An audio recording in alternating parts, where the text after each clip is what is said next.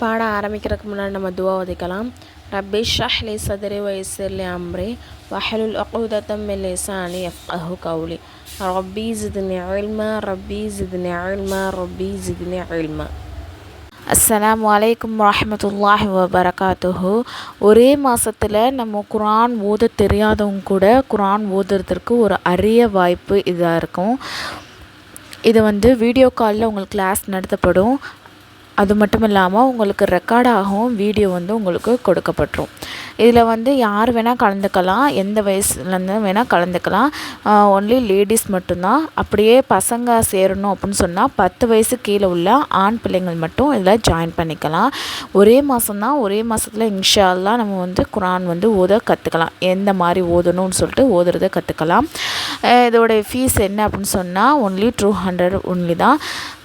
இன்ஷா அல்லாஹ் இந்த ஒரு அரிய வாய்ப்பை நீங்கள் பயன்படுத்திக்கோங்க. பாடம் 11 பெரும்பாவமும் சிறுபாவமும். சரிங்களா? எந்த காரியம் அல்லாஹ்வின் கட்டளைக்கு அவனோட விருப்பத்திற்கு மாற்றமாக இருக்குமோ அதுக்கு தான் என்னது பாவம்னு சொல்லப்படும். பாவம்னா என்ன? எந்த விஷயம் அல்லாஹ்வுடைய கட்டளைக்கும் அவனுடைய விருப்பத்திற்கு மாற்றமாக இருக்குதோ அது பாவம். அதை 2 வகையாக பிரிக்கிறாங்க. என்ன அப்படின்னு சொன்னால் பெரும்பாவம், சிறுபாவம். சரிங்களா?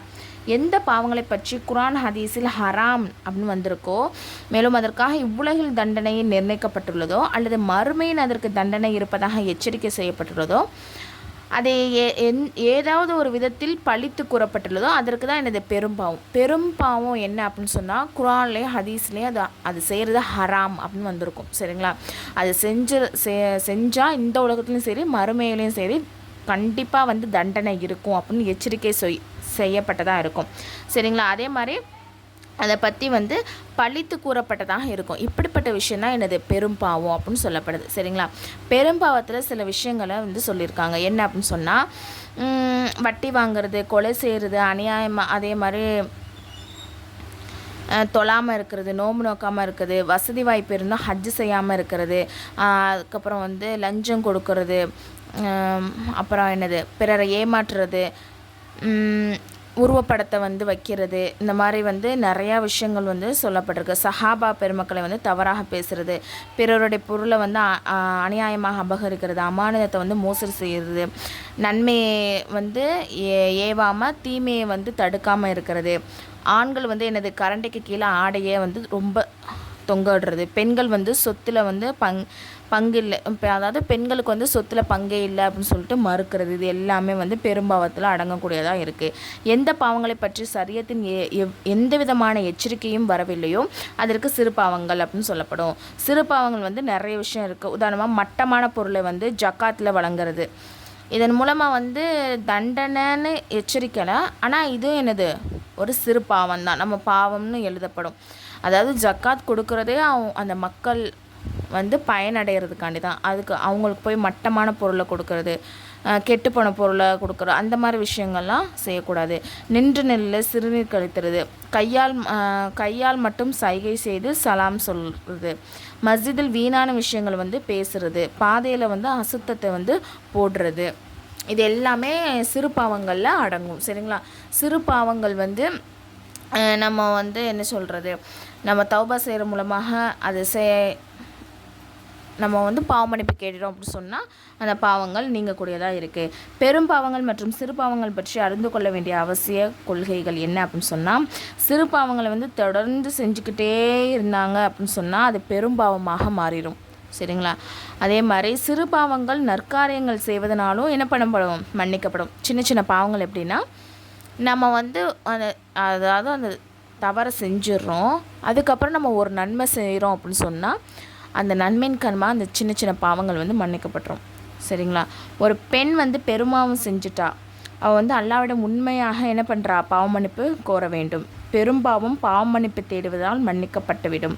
அப்படி ஒருவர் பெரும்பாவம் செய்துவிட்டு பாவ மன்னிப்பு கேட்கல அப்படின்னு சொன்னால் அது அல்லாஹ் தாலாவின் நாட்டத்தில் உள்ளாகும். அவன் நாடினால் மன்னிக்கலாம், நாடினால் தண்டிக்கலாம். அதாவது ஒரு பெண் ஒரு பெரும்பாவத்தை செஞ்சுட்டாங்க அப்படின்னு சொன்னால் கண்டிப்பாக பாவ மன்னிப்பு கேட்டே ஆகணும். அப்படி அவங்க பாவ மன்னிப்பு கேட்காட்டி அது அல்லாஹ்வுடைய நாட்டம். அல்லாஹ் நான்னா அவங்கள மன்னிக்கலாம், நாடாட்டி என்ன பண்ணலாம், அவங்கள தண்டிக்கலாம். அல்லாஹ் நினைத்தால் சிறு பாவத்திற்கு தண்டனையும் கொடுக்கலாம், அது அவனுடைய சாய்ஸ் தான். சரிங்களா? அல்லாஹ் நினச்சா சிறு பாவத்திற்கு கூட தண்டனை கொடுக்கலாம். பெரும்பாவத்தை தனது கருணையாலும் என்ன பண்ணலாம், மன்னித்திடலாம். பெரும்பாவங்களை செய்வதனால் ஈமான் எனது நீங்கி போகாது, ஆனால் அதை பாவம் என விளங்காமல் இருத்தல் ஈமான் போய்விடும். அதாவது ஒரு பெரும் பாவம் செஞ்சுட்டோம், அதன் மூலமாக நம்மளோட ஈமான் போயிருமானா போகாது. ஆனால் அது பாவம்னே விளங்காமல் இருந்துக்கிட்டே இருக்கோம் அப்படின்னு இருந்துக்கிட்டு இருக்கோம், அந்த பாவத்தையும் திரும்ப திரும்ப செஞ்சுக்கிட்டே இருக்கோம்னா நாளடைவில் நம்மளுடைய ஈமானும் எனது பலகீனமாகி போயிடும். பெரும் பாவங்கள் செய்பவர்கள் நிரந்தரமாக நரகத்திலேயே இருக்க மாட்டார்கள். மாறாக தமது பாவங்களுக்குரிய தண்டனையை அனுபவிச்சதுக்கு பிறகு நப்சலாசின் சிபாரிசின் பேரில் சொர்க்கத்துக்கு போயிடுவாங்க. பெரும்பாவங்களை செய்பவர்கள் நிரந்தரமாக நரகத்திலேயே இருக்க மாட்டார்கள். மாறாக தமது பாவங்களின் தண்டனை அனுபவித்த பிறகு அல்லது நப்சாசன் அதே பாயிண்ட்டு தான் இங்கேயும் கொடுத்துருக்காங்க. சரிங்களா? இந்த பாடத்தோட கொஷின் என்ன அப்படின்னு சொன்னால், பாவம் என்றால் என்ன, அது எத்தனை வகைப்படும், பெரும்பாவம் என எதற்கு சொல்லப்படும், பெரும்பாவங்களை சிலவற்றை கூறுக, சிறுபாவம் என்றால் என்ன, சிறுபாவங்கள் மற்றும் பெரும்பாவங்கள் பற்றி சில கொள்கைகளை கூறுக.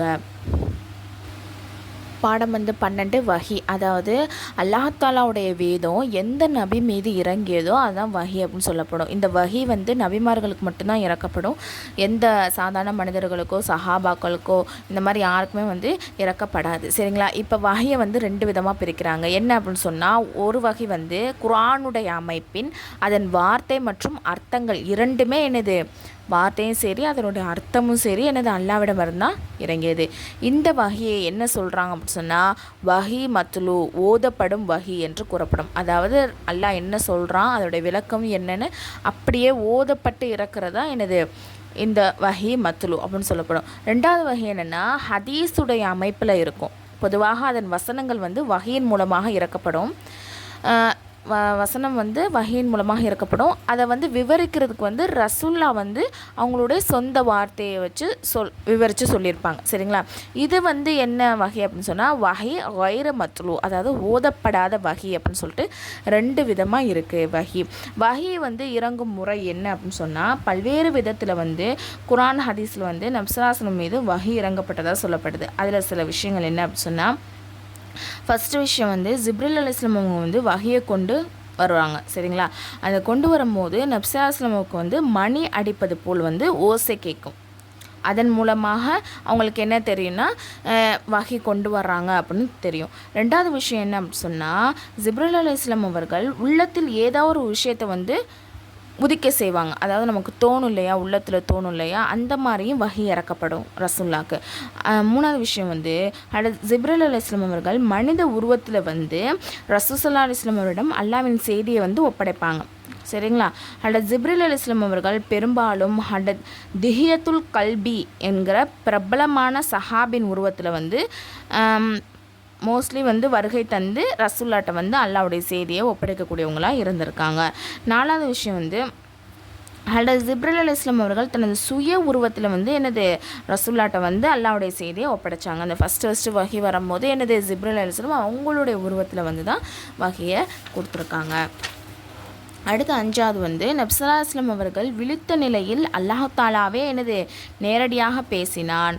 அதான் இது மெஹ்ராஜின் பேசியது போல. நப்சலாஸ்லம் அவரிடம் அல்லாஹ் தாலாவின் கனவின் மூலமாக பேசினான். நப்சலாஸ்லம் அவர்களிடம் ஜிப்ரீல் அலைஹிஸ்ஸலாம் அவர்கள் கனவில் வாயிலாக பேசுவார்கள். இந்த 7 முறையில் தான் வஹி இறக்கப்பட்டிருக்கு ரசூல்லாக்கு. இந்த பாடத்துடைய கொஷின், வஹி என்றால் என்ன, வஹி எத்தனை வகைப்படும், வஹி இறங்கும் முறையை கூறுக. ஜிப்ரீல் அலைஹிஸ்ஸலாம் அவர்கள் பெரும்பாலும் எந்த சஹாபியின் தோற்றத்தில் வருகை புரிந்தார்கள். இது ஃப்ரீ முஅல்லமா கோர்ஸ். இதில் 1 இயர் கோர்ஸ். இதில் ஜாயின் பண்ண விருப்பம் உள்ளவங்க கீழே நான் டிஸ்கிரிப்ஷனில் டெலகிராம் லிங்க் கொடுத்துருக்கேன். அதில் ஜாயின் பண்ணிக்கோங்க. அதில் இன்னும் சில டீட்டெயில்ஸ்லாம் கொடுத்துருக்கேன்.